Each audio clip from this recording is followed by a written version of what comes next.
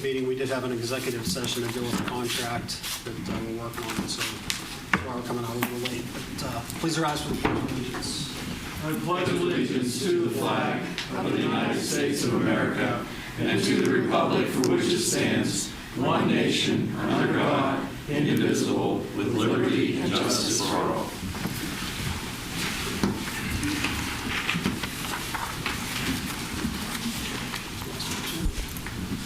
Okay, first item on the agenda is going to be approval of the minutes from June 23rd. So moved. Second. Motion is second. Any corrections or additions?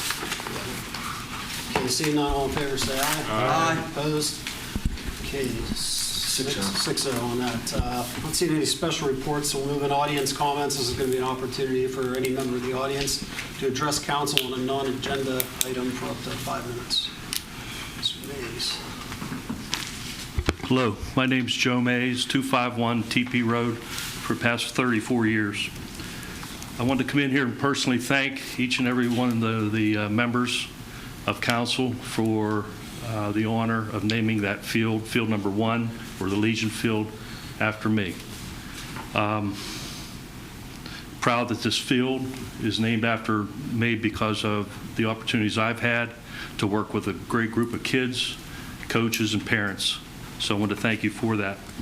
I'm proud that this field is part of Peterswood Park. I've watched Peterswood Park develop from 34 years ago to what it is today, and it's because of the vision, the foresight, the support, and what you have all done and past council have done to make that the jewel of the South Hills or the Pittsburgh area.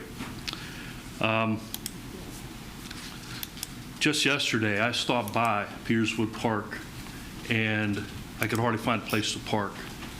And on both of those fields, artificial turf, because of decisions you made, there were hundreds of people there watching 8-year-old kids play. Grandmas and grandpaps, moms and dads, 2 teams playing on each field, and 4 teams waiting to get on the field. And they were playing through raindrops because of, again, the commitment that you made. So I want to thank you for that. Also, I wanted to mention, I met a gentleman within about a year ago, and I want to compliment this council for the hiring of Dave Brooks. Unbelievable comments that I'm hearing in community members that are involved in different associations, and the positiveness from this young man. So kudos to you all for bringing in somebody like Dave. Finally, my wife and I, and a good friend of ours, Sandy Teodori, because we have a 5-month-old grandson. Sandy has a 7-month. We attended the CPR ARD program that was offered last week. And I got to tell you that I've been to many of them through the years as a coach and as a teacher. And this was probably the best presentation, best class that I've ever attended. And so I wanted to mention that to you. Thank you for offering that to people in the community. I think there were 12 or 15 there. And Fireman Tim did an outstanding job representing Peters Township, our fire department. And again, I don't think you could ask for a better person teaching that class. So thank you for your time. Keep up great work. Thank you. Thank you. Thanks, Coach. Anybody else in the audience? Okay, seeing nothing, we'll move into unfinished business. The first will be approval of the labor contract for the Public Works General Labor, Construction General Laborers and Material Handlers Union. So on April 28th, you approved this contract that was then rejected by the union. There are only 2 changes in the contract as it sits now. The language with regard to sick leave has been tightened to make it more difficult to abuse sick leave. And then, as I had discussed, we raised the rate for mechanics since that position is now vacant to a rate that reflects the market rate.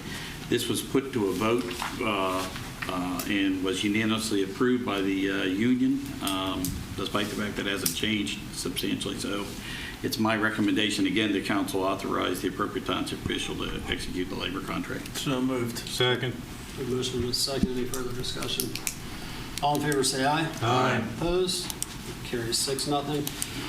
New business, first item will be acceptance of the 2024 Annual Comprehensive Financial Report. Do you need a motion on this, or is it Yes. just? Okay. All right, I'll make a motion that we accept the 2024 Annual Comprehensive Financial Report.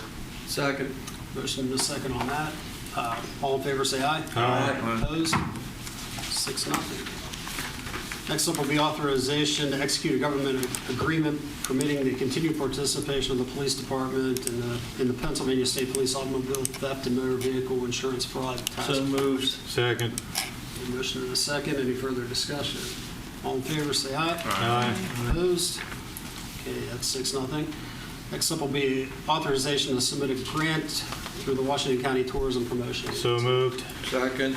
You want to, Paul, maybe mention quickly what? Yes, what we intend to apply for, we've had the clock out in the front of the building for quite some time. As you can see in the picture, it's showing its age. We would like to replace that, and then in addition, to have a plaque put in that describes Peters Township's role within Washington County in the founding of the county, and how that relates to the 250th anniversary of the United States. So. I hope we get a better clock. So do I.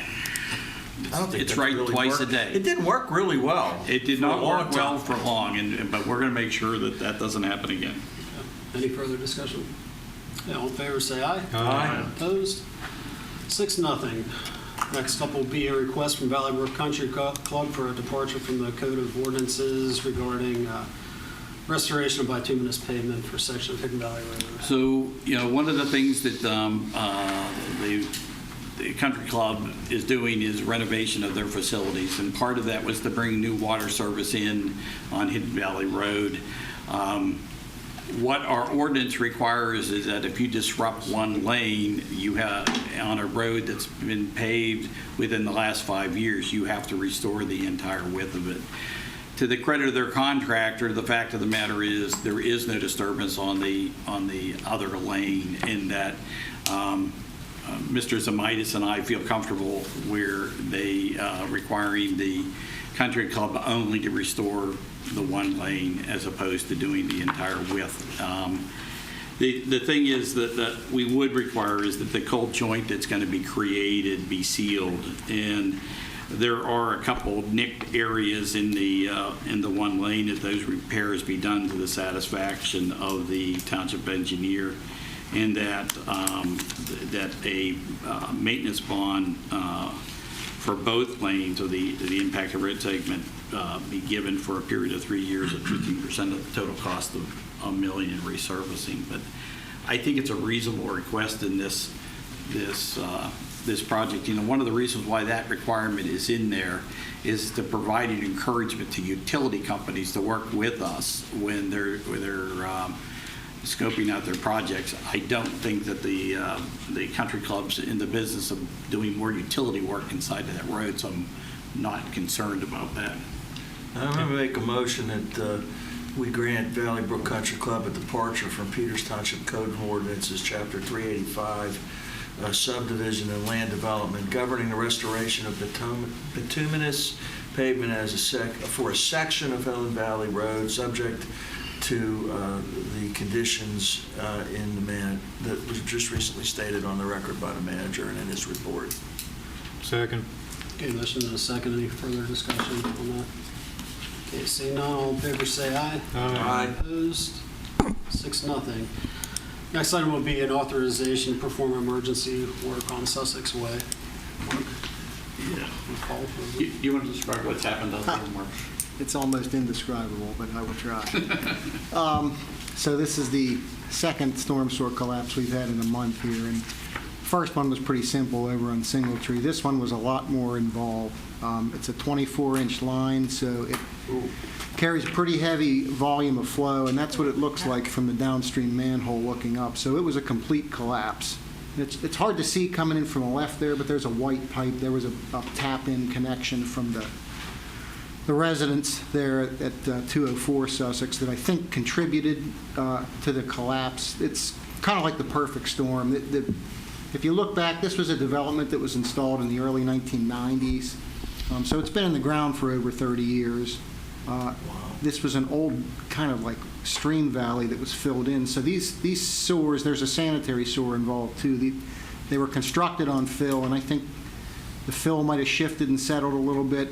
Plus, right at the site of this breakage was or collapse was a sanitary sewer underneath. If you can look at that picture on the left there, the green is the sanitary, the blue is the storm, and so that red box is kind of where the collapse was. So we had the sanitary authority involved to televise their lines to see whether their lines were compromised. Thank God they were not. So long story long, we had to go in through. We only have a 20-foot easement from the house at 204 to the property line. Property owner on the left was not interested in us going on the property, so we engaged Stranicia Excavation, who's done some storm sewer repairs for us in the past. Always done a good job, always been fair. Very competent excavator. They have the equipment and the manpower to do the job, and they've done a great job. They had to, they hauled in road plates to try to minimize the damage to, some of the sprinkler systems. Part of the problem is within this easement, as you can see, there's all kinds of landscaping and stairs, and there was a boulder retaining wall, and just all kinds of things that acted as an impediment to us, getting in and getting the repair done. The repair's 15 feet deep. That was part of the problem. We had to get a machine big enough that can haul a trench box in and move those boulders, but yet small enough to not go on the neighbor's property. So it was very involved, and I think at the end of today, I can safely say that the crisis has been averted. The line has been restored, and it's open to flow again. Now stage 2 is working with this property owner to restore their property, which is going to be quite extensive. But I think the property owner at 204 that the excavator's parked on, I mean, they deserve Citizen of the Year medal. They've been extremely good to work with. The gentleman that lives there is ex-military, so he's very calm in crisis type of situations, very even-handed. So a lot of times, property owners will be just freaking out in this position, but he's been very good to work with. So that's been a positive. Yeah. And one of the challenges going to be is there was a boulder wall there. This contractor has told us that isn't what he does for a living. I'm not sure it makes sense to put that wall back in, so we're going to be working with the property owner to find out what we can do to restore that without putting that wall back up. Any idea what the cost is going to be on this?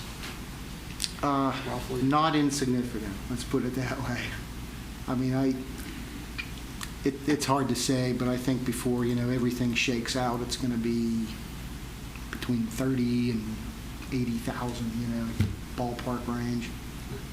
We don't have any coverage, insurance coverage, do we? Well, this wouldn't be something that would be covered by insurance. Okay.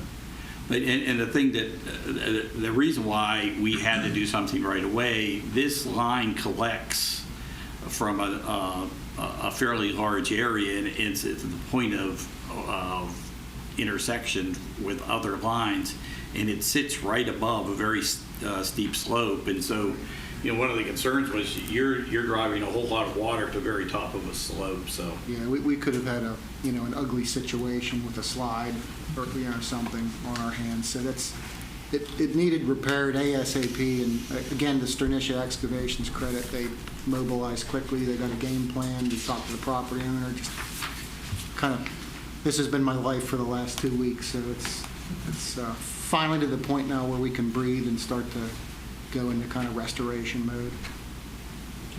And there's no need for Well, action there's a motion council that on this. says So, knowledge of work. yep. So we'll move into the next item. Should be authorization for the appropriate township official to execute a subdivision improvement agreement between Peters Township and Ted Taylor Builders for Lutz Farm Phase 2. So on March 8th, 2021, council approved the Lutz Farm preliminary plan. The preliminary plan consisted of 43 single-family homes located on 26 acres. On December 9th, 2024, council approved Phase 2 of the Lutz Farm plan. The The Phase 2 is located on the south side of Thomas Road, consisting of 13 residential lots on 7.4 acres. This is just a logical extension of the subdivision improvement agreement. What Mr. Taylor has elected to do, and developers have the right to do, is he's actually installed all of the public improvements already. So what the agreement is covering are the fees and that associated with the development of the property and the escrows. So with that in mind, it's my recommendation that council authorize the appropriate township official to execute the subdivision improvement agreement. John, you've looked at this? I don't think I've looked at this one before. John, The original one I did. what he has looked at is the form for the agreement. We have a standard agreement, and that's what this is, because there's nothing special about this particular plan. So it's a matter of filling in the dollar amounts. Yeah, I have looked at that.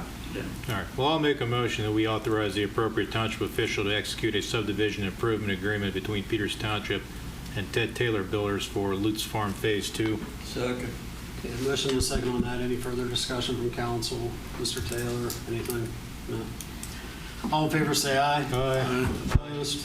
Okay, that's 6-0. And the final item of new business will be a similar improvement agreement between the township and Woodbriar Estates. Yeah, and the only difference here is that what the developer here is going to do is to post a bond to guarantee the construction of all the public improvements. So rather than move ahead and do those, they're going to secure those, so that in fact it puts them in a position where they can record the plan and begin to sell lots. All right, I'll make a motion that we authorize the appropriate township official to execute a subdivision improvement agreement between Peters Township and Venetia Road LLC for Woodbriar Estates Phase 1. Second. Okay, motion and a second to authorize that agreement. Any further discussion on that? I just have a question, just because somebody asked me, who was the builder on that? It's Eddie Holmes. Eddie Holmes? Thanks. Any other discussion? All in favor, say aye. Aye. Opposed? 6-0. So we're moving to payroll and bills. Mr. Chairman, I reviewed the payroll and bills, find them to be in order. I move they be approved as submitted. Second. Okay, motion is second. All in favor, say aye. Aye. Opposed? 6-0 on that. Correspondence, is there anything you need to discuss? The only one that I think is we need some direction from council. You have a request from Freedom Transit for a contribution. You have made contributions in 3 of the last 4 years. You did not make a contribution last year. The last contribution was in the amount of $2,250. And there was a reason we didn't make one last year. They didn't right? request it. That's what I thought, Yeah. yeah. Does anybody actually use that in the township? I have no idea whether It there's any stops right riders. down here, doesn't it? Yes, it does. I've never seen anybody get on. Yeah, because I think you used to, well, maybe I'm just not out as much as I used to be, but I used to see the bus come through more often than you do now. I don't know whether they've cut down on the number of transports or what. We're building a big facility or something out in Cecil or someplace. Is it Souster Bay? Because I saw one guy dissented or something because he didn't think that they should use, there was a nice piece of property and he wanted it to be taxable, which I don't blame him. So they're asking for the same amount we gave them 2 years ago? They're asking for a contribution, not specifying the amount.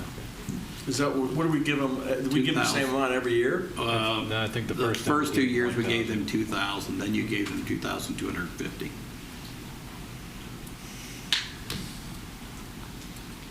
And since we didn't give them anything last year, I don't have a problem giving them 2,250 this year. Is that a motion? How does somebody else feel about it?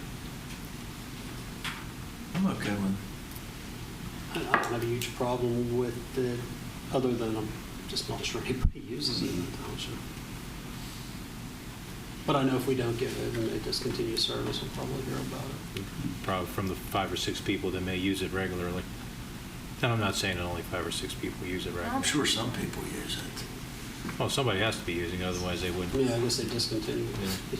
They wouldn't even have, they would come here. It's not a bad thing. You need a motion. and- I'll make a You motion. gonna use it? I'll make I'm a- still dry, thank you very much. I'll make a motion that we send them make a contribution of $2,250. I'll second. Okay, motion and a second. All in favor, say aye. Aye. Opposed? Aye. 6-0. Minutes, does anybody want to discuss any of those at all? Nope. Miscellaneous. Tomorrow night, the zoning hearing board will be hearing a request for a variance. The variance is needed based upon lot coverage. So what the resident intends to do is to construct a pool house and a pool. Currently, and the regulation is that you're only permitted 50% coverage on your property. Currently, they're at 13.9. If this was to be constructed, they would be at 18.7. So his hardship is he can't have the pool without the pool house, right? I think that's... Pretty much. Yeah, I think the hardship is that we want to build what we want to build. And so I guess my question to you, does council want to take a position with regard to this and have Mr. Smith present the township's case? Well, my concern is now, since we had the one with lot coverage over in Ironwood a couple months ago, did that set the precedent for it, and does that make us opposing this a waste of time anyway? The zoning hearing board is not supposed to look at prior rulings as precedential, right? So, but that being said, you could leave it to their judgment and see what they do with it. It's up to you. Yeah, because I mean, the other side of this is, they granted, we could be back in the same boat that we were in before, where council then is taking action to appeal it if you feel so inclined. It doesn't bother me. Now, I don't find this one as offensive as some of the other ones that have come forward. I don't think we should bother with it. They just have to cut less grass. Right. Right. Yeah, I'm fine with But although, is that a sanitary sewer easement on the back? There's an It doesn't easement. encroach though. It is a sanitary. Some of the hedges Some of the hedge, okay, the pad. I think it's just the okay. hedges, but it's really close there in Right. that corner. Right on the- Well, they're actually over in that corner with the fence, and we're going to talk about that Oh, ourselves. they are? Yeah. Is that a sanitary easement, or what It is is. that? Well, then if they ever have to dig the sewer up, they'll have to dig everything up. So, I mean, if their sewer collapses, right, then it's going to be their cost. All right. Okay, so that brings us to next agenda. Does anybody have anything? Nope. Paul, we had talked about developing a policy similar to the trail bridge for the gardens in the township. I guess, like I said, keep it pretty similar to the trail bridge is what my thought. Signage, probably want to stick with earth tones, a little smaller going forward. Does anybody have an issue with Nope. developing a Nope. policy? Okay. Is that little sign, remember the guy built the steps? Yeah. Is that sign can still come down. there? It's there. And I it thought it can was come only down supposed to be there for so many 5 years. years. But you know what, that's a good It has been example of 5 one, years. though, is the colors that I think we need to see. That one actually, it doesn't stand out. Yeah. But I don't have a problem with it being there either. Well, we had an agreement with them. There was a discount. He actually provided materials, and it would be there. At this point, it could be removed. Okey-dokey. Any other items for the next agenda? Any update on the splash pad? Is it still? Oh, glad you mentioned that, because I forgot. The splash pad is nearly done. The intention is to have it open on August 4th.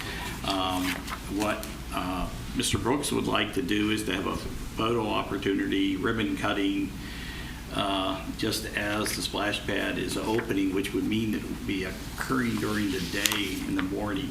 Is that something council's comfortable with? I don't think we're expecting to do the kind of thing we did for the ball. As long as we don't have to wear bathing suits. Right. So, well, no, you have to go down the slide, though. You have to go down the slide. We're going to put you underneath the bucket, Mr. Murphy. Well, actually, I thought that would be the picture, have council stand underneath the bucket. I think that would. Well, if it's in the morning, I don't know that I'll be able to make it, depending on well, any of us, depending on our work schedule, Okay. but I'll try Just to say be the there. 4th. The 4th. I could probably be there. Again, I think we're just looking for a photo opportunity, so we get something in the paper. All right. Is there anything else that anybody would like to discuss? Okay. Seeing none, we'll adjourn.